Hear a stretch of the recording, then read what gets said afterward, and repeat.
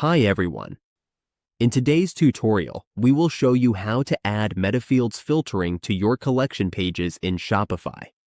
This feature lets customers filter products based on custom attributes, making it easier for them to find exactly what they're looking for.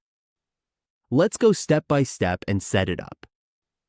On your Shopify dashboard, you just have to go to your settings.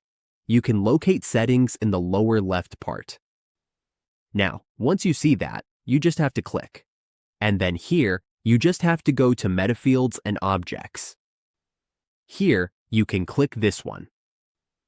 Since we're going to the collection page, you just have to click Collections. Here, you just have to add a definition, or add a field. So you can say Filter 1. And for the type, you can choose single-line text, multi-line text, integer, image, or objects. You just have to set this up. Mark the filter, and once you're done, you just have to click Save. And that's how we add a metafield to your collection pages in Shopify. With better filtering options, we can improve navigation and enhance your customers' shopping experience.